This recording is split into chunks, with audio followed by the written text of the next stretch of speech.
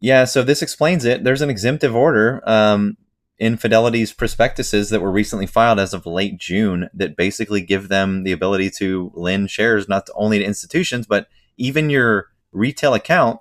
This is not the stock borrow program. It's different.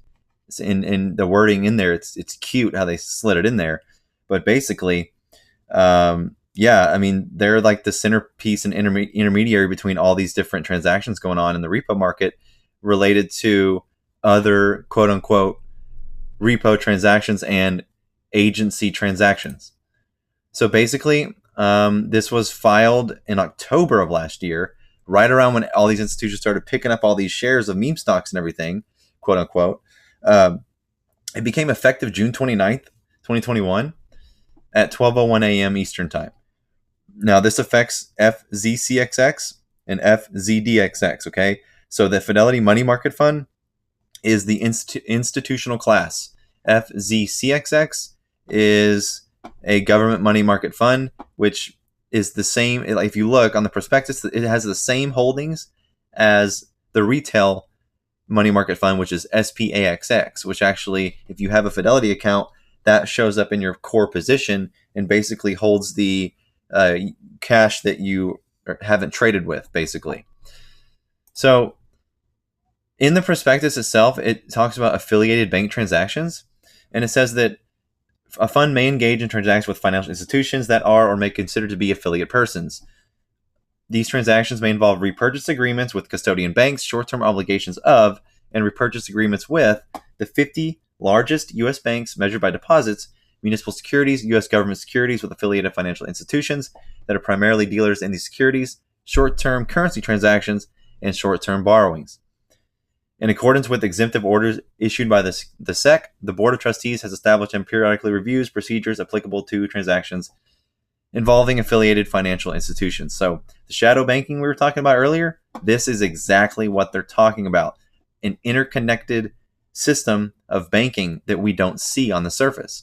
So the holdings for this government money market fund, as of July 31st, of course, all the joint trading accounts with all of the parties that we love so much. Now, these are all overnight, okay? Because you see, dated 7/30, due 8/2. So it appears to me that the demand coming out of this repo facility from the New York Fed is basically coming out of agency repos or overnight. So what falls under an other repo? Not overnight, okay? So these can't possibly be going through the Fed because they're not overnight. And the counterparty data doesn't suggest this. All of the counterparty data point to Fidelity in every category of repo other than the normal one, Treasury. So going back to the prospectus, this right here applies to retail. Check this out. The fund does not currently intend to lend assets other than securities to other parties, except by lending money, up to 15% of the fund's net assets, to a registered investment company or portfolio for which FMR or affiliate serves as investment advisor. This limitation does not apply to purchases of debt securities or to repurchase agreements, of course.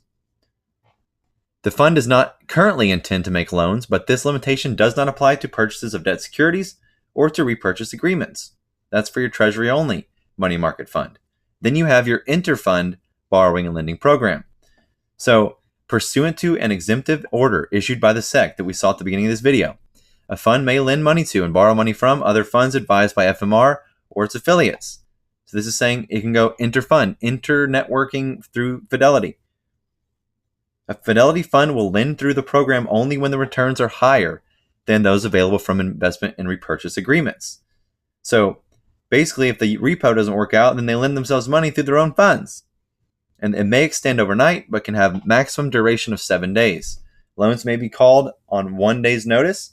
Fidelity fund may have to borrow from a bank at a higher interest rate if an interfund loan is canceled or is called or not renewed. Any delay in repayment to a lending fund could result in a lost investment opportunity or additional borrowing costs.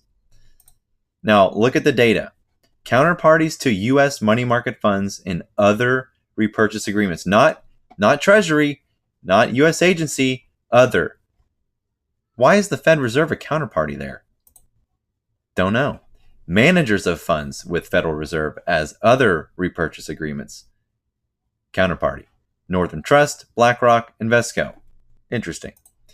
Counterparties to U.S. money market funds and government agency repurchase agreements. ABN AMRO, Barclays, Citibank, Citigroup, Deutsche Bank, Goldman Sachs. Basically all the same ones we saw here in the joint accounts. So basically, looking at this data, security types issued by the Fed Reserve and held in Fidelity's government money market fund, since becoming an agent lender, it's increased substantially. So again, everything's, I feel like, is around this repo market. It has to be. At this point, what else could it be? Dark pools, repos, dark pools, repos, dark pools, lending. That's all we got left in ETFs, right? So just want to point that out. If you thought Fidelity can't borrow, they are. It's right here. So government money market fund and money market fund is my core position. They say they don't intend to lend assets other than securities to other parties. So take that for what it's worth. Just want to point that out. A lot of things we've been missing, but again, I think this is a good sign. Just keep waiting. They're planning on something.